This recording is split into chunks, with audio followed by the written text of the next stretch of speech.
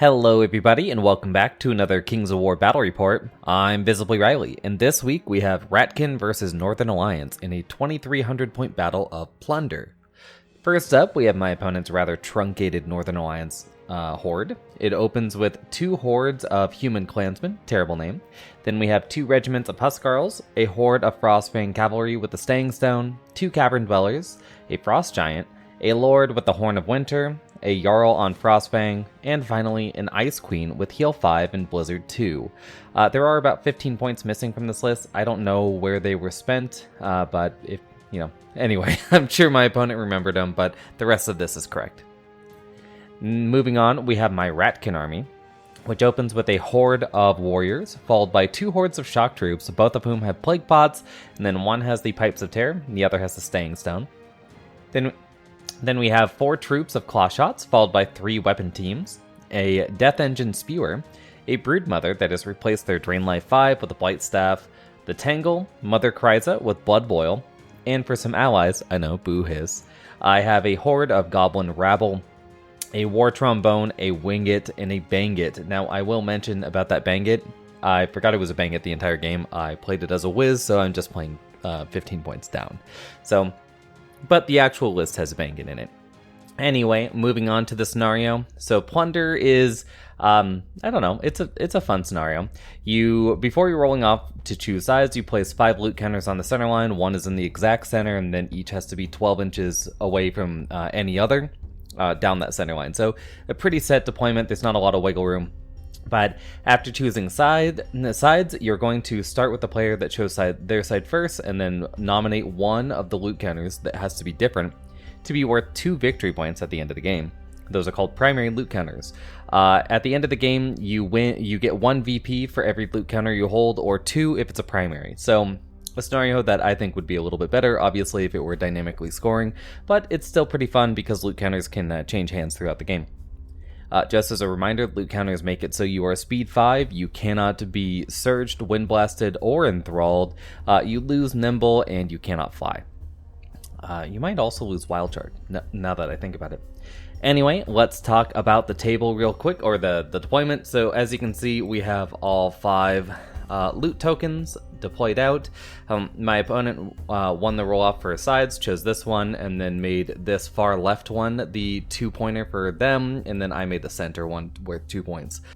Moving through the terrain real quick, we have 2 height 9 forests, followed by 2 height 3 hills, kind of centrally. Then we have 2 height 2 obstacles, and finally 2 height 7 impassables, with this one having another impassable phone on it. So with the terrain out of the way, we'll go through the lists, or the deployment, starting with the Northern Alliance, and starting with this left-hand corner, actually a bit more over there. But anyway, let's get to it. So Northern Alliance, first off, starts with the Horde of Frostfang with the Staying Stone on the far left. Then we have the 1st Huskarl Regiment, the 1st Cavern Dweller, and the Lord with Horn of Winter. These are all great units, by the way. I mean, in-game they're good, but the models my opponent has chosen in the way that they've executed on them is really nice. I don't think the bases are done just yet, because I'm looking at this edging and going, this should all be black edged, right? Just as a personal preference, I think black always looks better. But at least, edged with something.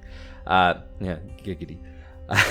So anyway, I think that once they slap that edge on, it'll be pretty cool, but I don't think they're actually done with their basing just yet, because that's, the same thing I do. I just don't do the edge on the base until I'm done.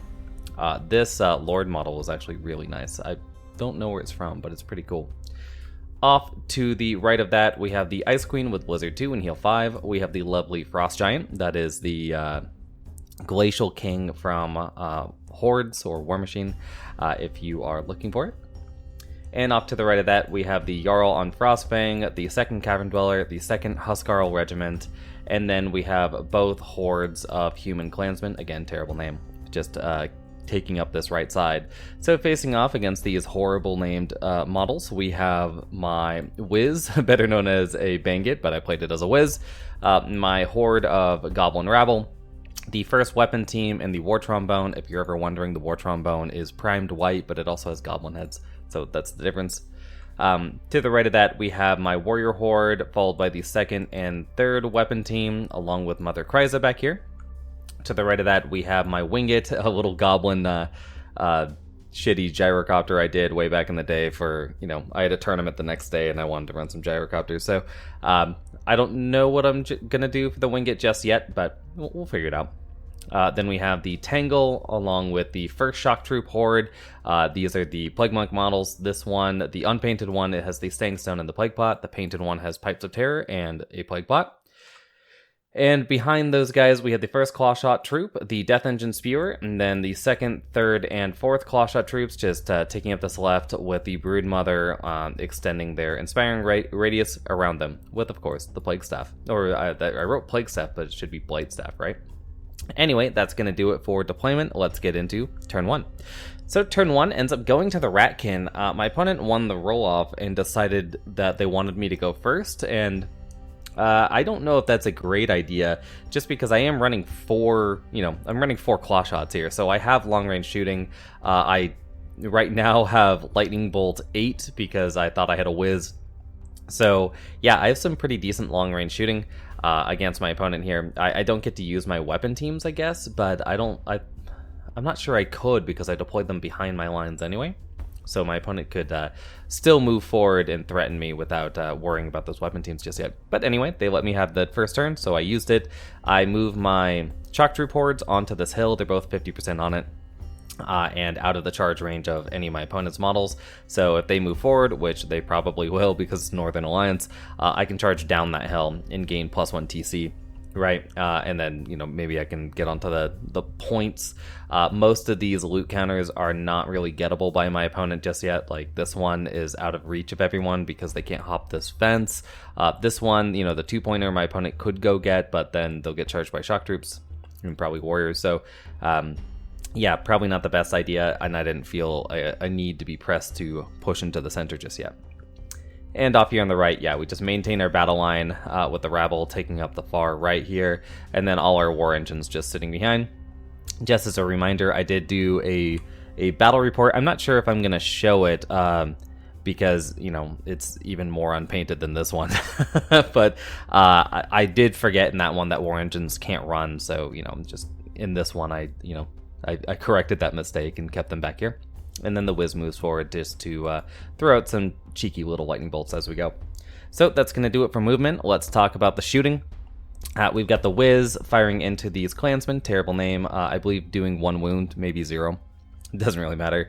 And then all 4 claw shots take aim at my opponent's Frostfang Horde. We do 10 wounds and then roll a 6 for the waiver. So, they're going to be sitting here wavered. That's not great for my opponent. That's a really good turn 1.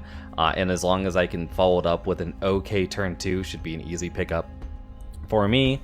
And that's going to be the end of turn shot. As you can see, just a line of rats staring off against a significantly more powerful combat army. So let's see what the Northern Alliance can do in response with their turn 1. So Northern Alliance turn 1. It goes about how you might expect. The Frostfang are stuck back here. This unit can't run, so it just hops over the fence. Everything else just moves forward to maintain a little bit of a battle line. I will say that the Cavern Dweller and the Huskarls do actually have a line in the end, and then the Lord is not on the line with them, so it's just blocking off a double charge against the Huskarls from my shock troops. But I could always just charge into the Lord, but we'll have to see about that. I might make it so I slide the wrong way and can't actually hit the Huskarls. So that's going to be the plan. And off here, yeah, just again, not maintaining a battle line. Some units do go a little bit farther forward, just to make it so double charges can't happen on stuff like the Clansmen. Again, terrible name. And protecting the monsters for this turn. But otherwise, my opponent doesn't have anything else to do, except I think they do fire their Blizzard 2 at one of my units and just flub it. So that's going to be the end of turn 1. These lines are looking nice. I actually kind of like this face-off right now. But let's move on to turn 2. So turn 2 for the Ratkin. First off, yes, this is not a double charge just yet. I charge in with this unit of shock troops first on the Lord. If you're not sure about how individuals work, the way it works is that if this is your individual, right, and then this is my unit, what I do is charge forward and I pivot the minimum amount to actually hit your individual. So in this case, the Lord, and then that is how you turn to face on me, and then I'm going to slide to your center. So the Lord pivots I pivot the minimum amount to have this unit hit the Lord, which is, I had to pivot a little bit just to actually clip it. Then it turns to me, I slide down, and I slide down directly onto the front edge of this. So as long as I kill this Lord, I will have an overrun into the Huskarls, and it will be a double charge, because these shock troops charge in second. They pivot a little bit and hit this with their corner and then pick up in place, right? And they will not be blocking this charge at all. So that's what I do with that. The claw shots obviously stay back here. I move forward with the Broodmother just to lay in some Blight Staff onto this, a Cavern Dweller while I can. I take the hill with the Tangle and the Spewer. I think the Tangle is slightly...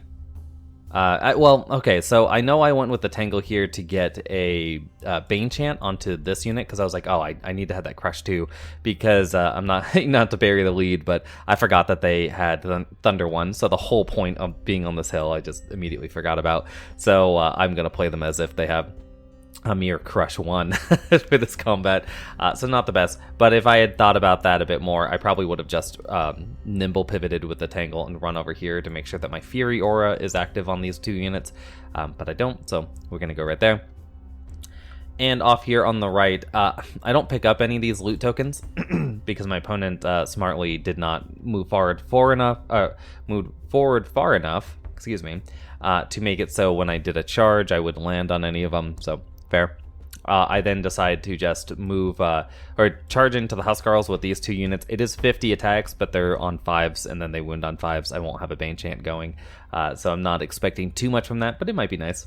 And then all 4 of these weapon teams are just barely within 12 inches of these clansmen, terrible name, who are actually 50% on this hill, so there's no cover. So I'm just gonna lay into these guys with all my shooting, and then I have the Lightning Bolt 8, and then I have the Wingate here for a little bit of backup if that fails. So essentially a 5th war engine, if you will, for right now. So that's gonna be the plan. Let's see how it all goes. Over here with the claw shots, all 4 of them end up firing, but it's just a picture of the 3. I fire into the Frostbane Cav, and moving on to all the war engines, fire into the Human Clansman, terrible name. You can see back here I did 20 wounds. That includes the Wingate and the Lightning Bolt. So yeah, I think they're a 20-22, so not double ones to kill them, and we pick them up. And then over here, I get these guys, not double ones, and pick them up as well. With my in combat, I do manage to get the Bane Chant off. You can see the token who's on this unit. So I have Crush 2, I charge into the Lord, I kill it off, and then I do these guys first in this Huskarl combat, and then I kill them off. In retrospect, especially after I did the Bane Chant on here, and knowing that I also had Thunder 1, I should have rolled this combat first, because if I double one that Lord, it's gonna mess with me anyway. I think that this giant is still a front charge onto these guys. I also popped my Plague Plots, I forgot to mention, this turn, so they both had their Plague Plots going. But if you fight with the combat, if you fight with a combat first, you do all your damage, you roll your nerve, and then you kill an individual and overrun into that combat, you actually do fight it again, so you're gonna roll a second set of nerves. So if this unit would help at all, that would be at least 1 point of damage, meaning that I would, get a second roll on that Huskarl unit. So I think I should have rolled this one first just to see how it goes, and then gone for the Lord, because I could have, overrun into the Cavern Dweller if that was the case, right? If the Huskarls are gone. But I didn't, so I did it a little out of order. In standard practice, you go for the Inspire first, but in this case, I think I should have gone for the Huskarls first.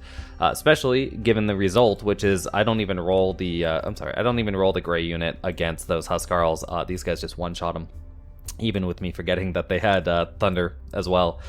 So yeah, they get into double ones, kill them off. They are brutal. And then these guys kill off that Lord, and then overrun. And then I turn to face, as you can see, towards the units here. because I want to pick up the loot token with this unit, and then I just want to protect him with this. But this is what I was saying, because I also put 4 damage on this Cavern Dweller, right? If I got that overrun, I would have made it so this was a front charge onto this as well, and then I could have even had Crush 2, 30 attacks on 4s and 3s against this Cavern Dweller, who's already at 4 wounds, so it's a pretty easy pickup there too. So, yep, small mistake, but big result. And here's the end of turn shot. I do actually a decent amount of damage to the Huskarls with all my trash attacks, but not enough to take them down or even waver them, although I believe they have Fury, so that doesn't do too much. But let's see what the Northern Alliance can do with their turn 2. So Northern Alliance turn 2, first off, back here, you can barely see it, but the Cavern Dweller charges into my Shock Troops, and then we have the Giant, or the Frost Giant, charging into the Tangle. This doesn't worry me at all. That unit's a 22-24, and if the Tangle doesn't die, it also has Fury. So, yeah, whatever. And it has Ensnare right now. While this Giant going into the Tangle, that's a little bit more worrisome. I'm a dash 16 because I am Rally 2 onto this unit. Oh, no, I am a dash 16 as long as this unit doesn't get rolled first. Just depends on what happens in the battlefield. So I'm worried, but I'm not like super worried about a Giant. It's D6 plus 8 attacks on 4s and then 2s. It could be fine. And off here on the right, things go how I expected. The Clansmen, terrible name, go into the flank of the rabble. I don't care about that. You can kill them off. It would have been nice if I had... Yeah, it looks like I got to 2 dice here, so this unit's at least 10 wounds. So if I had been able to get that kill, that would have been great, because I could have turned to face this, right? But since I didn't, it's still fine, though. I'm going to lose both these units, because the Jarl, the Cavern Dweller, and the Huskarls all charge into the Warriors, and then this is a flank charge right here, and I believe that is 50 attacks on 4s and 3s. So, on an uninspired Goblin unit. So, it's still fine, though. I don't really care, again, if my 2 trashy units die, because I've got a lot of pew-pew here to solve it afterwards.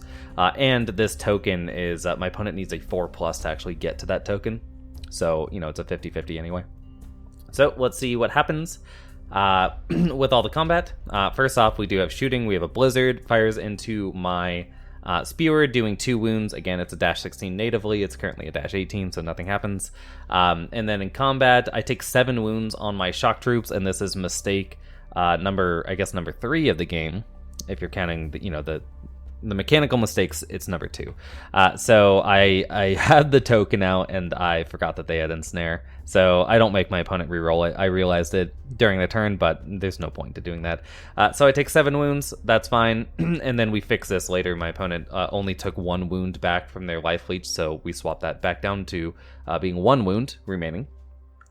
And right here, the Frost Giant does an amazing 8 wounds to my Tangle. I mean, it's not like crazy, but on average, that unit has like, 11 or 12 attacks and then hits on a 4. So 8 wounds is quite a few beyond the bar. But that's sort of what, D6 to hit, 4+ to hit units, especially that have variable plus attacks. They just, sometimes they roll hot. So that's going to happen. But I don't break, so I'm just disordered. And up here, both the Goblins and the Warriors get absolutely trounced. The Goblins alone, I think, took like 23 wounds. Some crazy amount. So, it's fine. The bigger issue for me is that my opponent not only rolls the 4+, but I believe rolls a 6 here for their overrun. So they're really deep into my territory, which I'm not super into, and picked up that loot token. And now I'm wondering if I should have just placed the Whiz there to block that, because I could have placed the Whiz in front of the loot token on the behind the Goblins, and so when they charge in, kill me, they just can't place on top of me, so they'd have to roll the 6, but I guess they rolled it anyway. So, meh. So anyway, that's going to be the end of turn 2. Interesting battle here, right? Like, we've got 2 lines just sort of staring directly into this kill corridor. So we'll see how that all goes with Ratkin turn 3. So Ratkin turn 3, first off, the Shock Troops countercharge into the Cavern Dweller at 1 wound. I then take the Tangle, I withdraw. I can see this Jarl over here with, it'll have 1 wound after Kryza finishes moving. But I can see this Jarl. I then pivot, go, and then nimble pivot and get that charge off. So I'm going to go fight that that Jarl, I'm not looking to do too much, but there are loot tokens, and I'm going to make my opponent have to kill me if they want them. And then I just get ready to shoot down this giant, because I move Kryza here. It causes a wound on the Jarl, wound on the giant, and then I have all 4 of my claw shots, plus the Broodmother and the Spewer. One of the claw shots, the giant will have cover from, because of where I place these units. But the rest of it, yeah, no cover, and I have a Wingit to back it up. So the plan is just to pepper this guy as high on the wounds as I can, and then blood boil him to death. So that's going to be the plan. I also moved the Broodmother first to make sure that I healed the Tangle for 1 wound with the Radiance of Life, along with the, what are these, the Shock Troops and the Spewer. So, yeah, we heal those wounds off. And over here on the right, you can see I move forward with the War Trombone, bravely getting in front of my rats. Its plan is to shoot into the Huskarls if it rolls decent enough, because I believe that they are at 10 wounds right now, so it's a 7 to kill them. If I can get them to double 1 waver, so if I do 3 wounds, I'm fine with that. So the plan here is to do 3 wounds. If that fails, I have a backup shot, and then if that fails, I think I'm pretty much screwed. Maybe this weapon team can see. Yeah, I think they can draw a bead there as well if I want. So that's going to be the plan. And then these 2 weapon teams are technically for the warriors, right? Along with, I've got a lightning bolt that can fire into them because they're on the hill, or I can fire into the frost giant if I need help. So that's going to be the plan. And here's how it executes. Yeah, just showing off that I'm going to take these shots first. I do 1 wound in total to these warriors. That is with 2 weapon teams, because I do pick up the Huskarls, but it costs me the War Trombone and the first weapon team's firing for that turn to get them to the 3 wounds. So not the best rolling. And then on the Frost Giant, yeah, I do fire the Lightning Bolt here from the Wiz. I'm not sure if I do a wound. I fire all the not Jezzail, so the Claw Shots. I fire the Wingit. I fire the Spewer, who of course rolls a 1 for their variable attacks. The Blight Staff, and I get the Frost Giant up to 12 wounds. So I did 11 total after the Cloak of Death. So I pick up my dice to roll my Blood Boil, and I believe I hit with 1 attack out of 12, and I sink a wound. No, that can't be right. I must have done more. I know I didn't roll. Maybe I rolled fine for this Blood Boil. Maybe I hit with like 6. The point being that I can't see this last die. I remember I rolled poorly for the Blood Boil once, and I thought it was on this one. But yeah, there's a die back here with an extra wound on it. I do get a waiver on the giant. I think it is a 1. I think I did only hit with 1 and wound with 1, because I believe they're at 13 wounds, 18, 15 to kill. I get a waiver, so at least there's that, because giants have fury, but they don't have headstrong, so it won't be charging. So, fair. And over here, yeah, things do go from bad to pretty good here, which is the Tangle charges in with 9 attacks on 4s, and then 5s with Vicious to wound. I manage 1 wound, which is a nerve check, of course, and I boxcar it. So a very lucky roll there, but I mean, there's a Cavern Dweller right here ready to rumble against my proxy base, so I'm probably in for it as it is. But I did stop this Jarl from being able to do anything this turn, which is still pretty good in my book. And over here, I do 9 wounds to the Cavern Dweller, get it up to 10, and I can't seal the deal with a 7. I believe it is yeah, there is 1 wound right there. Yeah, that's the Blood Boil. I can't seal the deal with the 7. It is inspired, but that does not come up. So not only do I not kill it, I also don't waver it, which is, of course, unfortunate because of that very high life leech. But moving on to the end of turn shot, you can see I did take out the second Huskarls, which is great. I've got 2 waivers going for me right now, one of which is huge, one of which is still pretty good. So I think I'm still in a very favorable spot. My opponent obviously does not have a whole lot left with which to fight me. But right now we are actually tied on, well, no, I have 2 points right here, but that's probably going to die.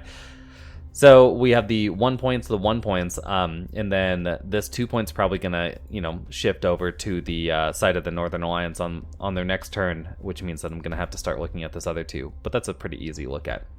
So let's see what the Northern Alliance do with their turn 3. So Northern Alliance turn 3, first off, the Frost Giant just, there's my pointer. The Frost Giant just turns to face my Claw Shots plus the Spewer and the Broodmother. The Cavern Dweller, of course, countercharges into my shock troops or remains engaged. The Jarl just stays put, and that's because my opponent wants the Cavern Dweller to align, as you can see. So, you know, just don't pick her up or place her, don't withdraw, and then it makes it so the Cavern Dweller can do this instead, which is fair. Lets them be both more forward. And over here on the far right, we have a flank charge from the Clansman, terrible name, into my War Trombone. It is a flank, but you do triple your attacks against these things. So that thing's probably not long for the world. So let's see what happens with magic. We've got a bit of a heal. My opponent goes for, a heal on the giant. I believe heals 4 or 5 wounds here, so a big healer there. And then in the combats, we have the Tangle easily picked up. I believe this Cavern Dweller rolls a 6 for his extra attacks and just bullies that thing to death. Overruns as far as it can, so it overruns into Kryza. Doesn't fight the combat, obviously. I'm not an individual. So we're just going to sit right there. And over here, we see an end of turn shot. So yeah, this does not roll a double one. Easily kills off that War Trombone. And then the Cavern Dweller does at least 3 wounds. I think it did 5. So it heals 3 back. It's down to 7. So, you know, not the hardest thing to kill, but kind of wish he was already dead, obviously. That would be great. So the Northern Alliance are in a difficult spot, but are definitely punching back. So let's see what the Ratkin can do about that in their turn 4. So Ratkin turn 4. We have this horde of shock troops realizes that they're probably not going to be in this game. I mean, this unit might die in the next 2 turns. They are pretty heavily wounded, but I'm not too worried about it, because if I can kill off this Cavern Dweller, nothing can actually see them right now. This Jarl is faced forward, this guy is faced forward, right, and this guy can't see them if they kill the Cavern Dweller and overrun, or if it's dead, of course. So they do pivot a little bit just to be in the game, be a bit more threatening, but otherwise just sit there. I run with one of my claw shots directly forward, so they go 12. I'm going to lose 2 turns of shooting from this, but that's absolutely fine for me. The claw shots have already done huge damage, so yeah, go pick up a winning loot token, I think. And off here, you can't actually, let's go back a picture. You can't see it at all, but Kryza was right here. She's nimble. She can see the rear of the Cavern Dweller. I decide that I can't mess around with this thing anymore. I need it dead. So I go for a rear charge with Kryza. It also lets me spread my Cloak of Death. So the Jarl, the Ice Queen, the Cavern Dweller, and the Giant all eat it, because I'm not particularly thinking that this guy is gonna die to Cloak of Death, but I do a cheeky little flank charge because I can get there with my Death Spewer. In the end, this is probably not the best idea. I should probably just shoot at it because I can't currently see anything to charge, right? But you know, the base perfectly fit between the Frost Giant and the Cavern Dweller, and sometimes it's just about fun cinematic stuff, so I go for that instead. And over here, yeah, we're just going to continue roasting this unit. It's at 1 wound, keep in mind. So that's going to be our plan with the weapon teams. I, place them out. This is the only one that can be charged. You can't make it so, like, I can't place this unit like this and then this unit like this and go, you can't actually align to either of them. But I did give them 1. It's just this unit. It's blocked. So yeah, they can charge in there if they want. I don't care too much. My point is to drag them farther away from this loot token because I put the Winget exactly 20 inches away. So on my next turn, I can just pivot and fly over there and grab it. So I just want them away from it.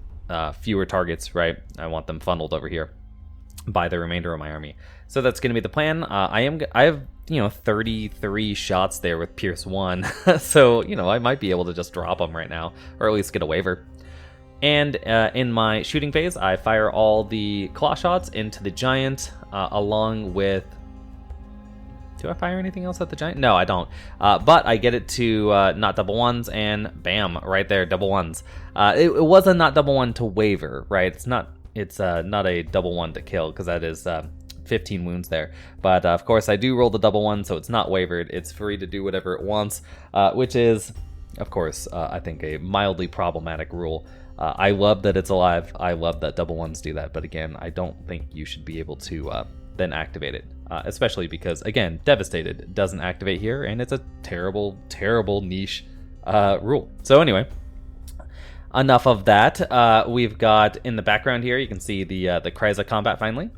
And yeah, the Kryza plus a horde of shock troops finally do their job, get it done, kill off that cavern dweller, and turn inward. So I'm not particularly worried anymore about the center, even if this giant, is free to do what it wants, as limited charge targets. And over here, I roll again a 1 for my random dice, and then I get the cavern dweller up to 3 wounds, which is never what you want to see on a cavern dweller, because that's their heal quota, right? Like if they do 3 wounds to you, they're just going to heal 3 back. So yeah, this guy doesn't really do anything, but I wasn't expecting too much. It did have TC1 for charging down the hill, so it was.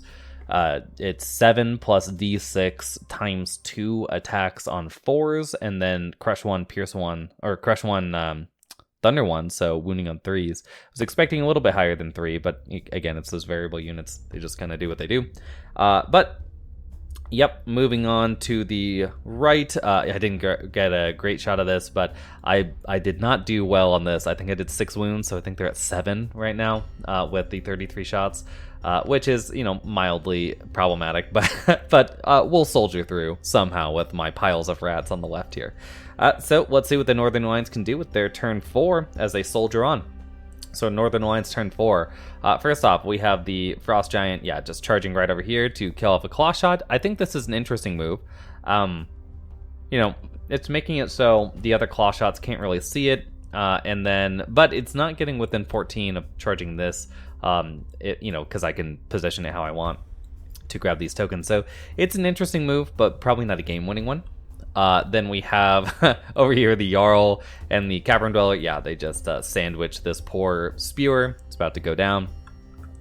And over here, the Clansmen, terrible name, do take the charge that they were given and go into my weapon team. Should be an easy kill there. But after all... and then we have the Ice Queen over here just moving. I believe she's going to try to Blizzard one of my weapon teams. That'd be a fair move. Let's see how that goes. They also have Icy Breath, so she can go for that too. And yeah, this guy just obliterates one of my units of Claw Shots and moves and then pivots to face down the line. So just going to try to nom them all down. The Jarl plus the Cavern Dweller very easily kill off that Spewer and turn to face. Cavern Dweller, as you can see, is now at full health. I'm not sure what this thing shot at. Maybe... Oh, no, I do remember what it did. It tried to heal the Jarl, and it just failed all 5 heal there, so good for me. And here's the end of turn shot. It is blissfully short for these murder monsters. But as you can see, they... I didn't grab a great picture of the Clansman, terrible name, but they turned to face the rest of my weapon teams just to, finish them off. Since I seem incapable of killing them. So, fair enough. And then over here, they just turn to face towards the shock troops that they're staring down. And this guy, as I said before, just staring down all of my Claw Shots. So, let's see what the Ratkin can do about that in their turn 5. So, Ratkin turn 5. We have... Well, I move my Broodmother here to get a Blightstaff shot onto the Frost Giant. I also have Mother Kryza back here. I can Lightning Bolt because, these guys are height 2. That's height 6. Also, this is height 4, I think. Or height 5. No, it's height 4. Yeah. So I can see over. It'd have cover, but I could do it in a pinch. And then I believe my Goblin Whiz is also just barely within 24 because, again, I just need to do 1 wound to it to get to the double 1 Wavertown, which I'm perfectly fine with. So that's going to be the plan. I decided to just back up with these shock troops. I don't need any more help. These shock troops, they have Kryza to help them out. This unit has 3 wounds on it. 4 now that Kryza's there. Man, something stuck in my throat. But so it should be a pretty fair battle. Again, 4 wounds on a unit that I hit on 4s, wound on 4s with 30 attacks. I'm betting I can hold them off. And if I can hold them for another turn, I can make it so the Cavern Dweller is going to be too far away if I back up again. And then the Claw Shots just move on to this token and get ready to fire down the line if they want on turn 6.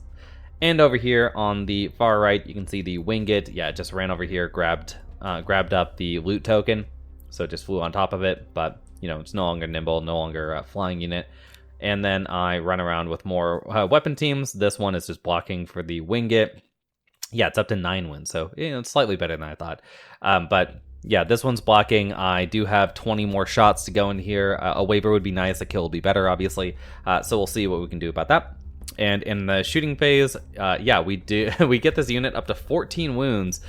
So I did 5 wounds with my 20 shots, which is okay, right? That's about average, as they are a def 5 unit. And yeah, then I just roll a hot 10 and pick them up off the table. So great result for me. They drop their loot token, obviously. And then over here, yeah, I pick up the giant with I think the Blight Staff alone does that. So Kryza doesn't have a whole lot to do. I think maybe she tries to lightning bolt the Cavern Dweller, I want to say. Maybe. Or maybe I just threw more lightning bolt onto the Frost Giant just to get it to double 1 to kill, right? That might have been good too. Over here, nope, I did go for the Cavern Dweller. As you can see, it's up to 3 wounds now. So pretty good roll then. But the Shock Troops, yeah, we very easily kill off that Jarl with the 4 wounds on it already. And then we stare down the Ice Queen, stopping right before her. And it looks like I stopped because of the die. It's actually just how far I overran. So, you know, just funny happenstance there. And here's the end of turn 5 shot. I can't pick up this loot token with anything, except for if there's a turn 7, the Winget can get it, right? Because I can run 10. I think it's within 10. So I could run over there and grab it with the Winget if I wanted, but I don't really care too much about it because my opponent's only unit that can pick it up is the Cavern Dweller, which has 2 points already, so it's only speed 5. So let's see if I don't think the Northern Alliance can win anymore because it's not possible to actually get to these units or the Winget, but they could shoot down the Winget, right? But this stuff is a bridge too far, I'm betting. But you know, they could do it if there's a turn 7 and you know they roll insane on this Winget with their Blizzard, and then they could roll in, you know, even decent against this Claw Shot, pick it up, right? That could do it. So let's see with Northern Alliance turn 5. So, Northern Alliance turn 5, first off, we've got the Cavern Dweller with the 2 loot going into my horde of Shock Troops. They have 8 wounds on them due to the consistent Radiance of Life. And again, up to 3 wounds, so the magic number for Cavern Dweller to remove. And as you can see, yeah, the Ice Queen does line up that shot on the Winget. Wingets are pretty ludicrously tough, though. They're defense 4 with a 13-15 nerve for some reason. So it'll be a difficult shot. And she takes it.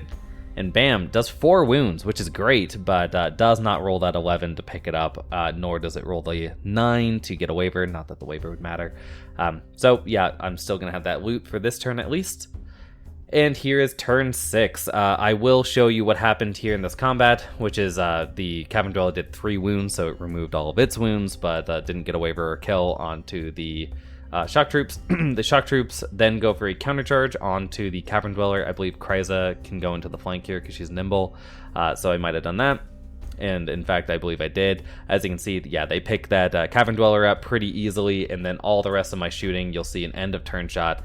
I moved both my weapon teams up. I've got the Blight Staff and then the Lightning Bolt firing into the the Ice Queen, and I pick her up. So unfortunately, a pretty rough tabling for my opponent here. I have every loot token except for this one, so I have 5 loot, right?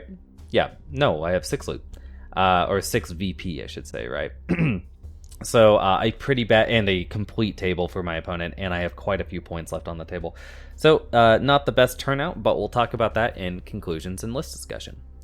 So for the turnout there, yeah, it's just really rough when you're running into that amount of shooting with a Northern Alliance list. I've been playing a lot of Varangur lately, and I'd actually played against a Goblin list recently that was close to this, right? It had 3 War Trombones and then, you know, a bunch of artillery in the back.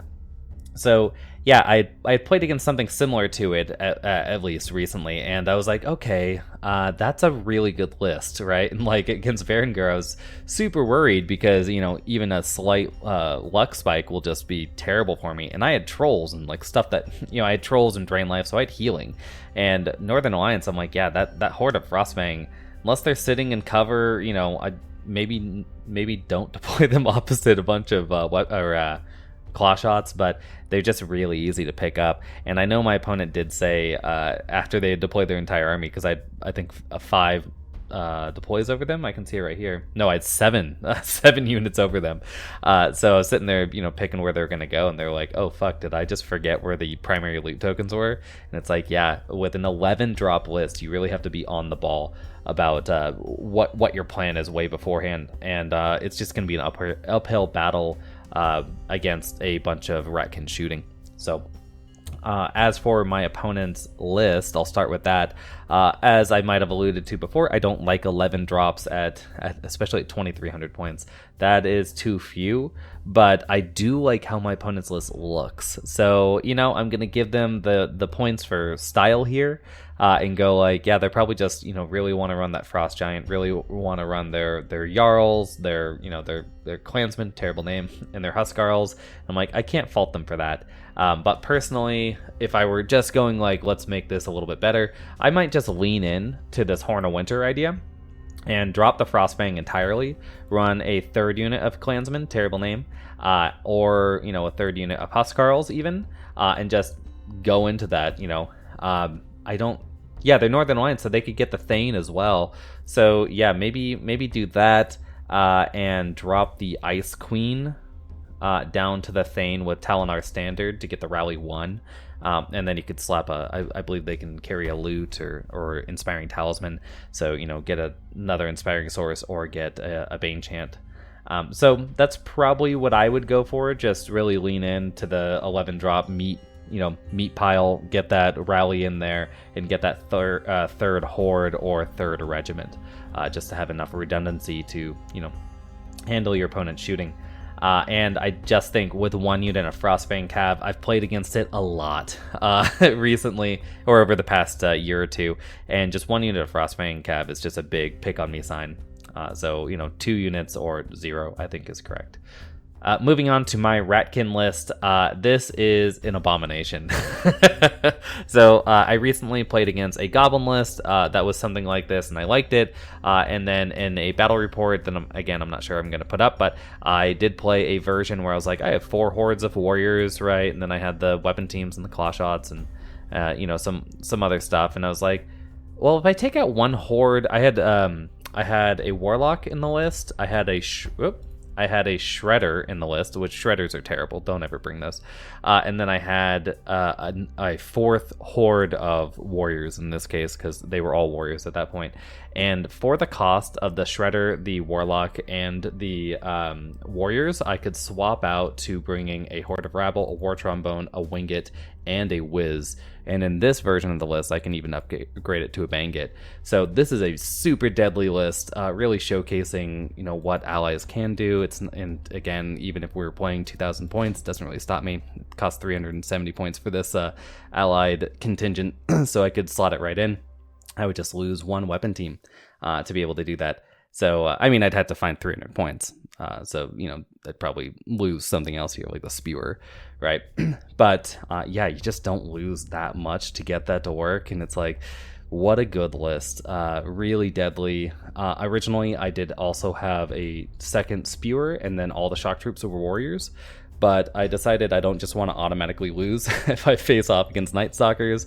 And I've been talking a lot with some people in the After Dark chat, such as Paige Neo and Dan Kamek, about Ratkin, and both of them like hordes of shock troops, which I am not a huge fan of, but I think in this specific instance, as just something to throw out some melee attacks in an otherwise very range focused list, they're really good. So yeah, I recommend them. I might in the future drop both of these items and then just bring a 3rd Plague Pot onto the warriors, but we'll have to see about that. So I hope you guys enjoyed it, and until next time, bye.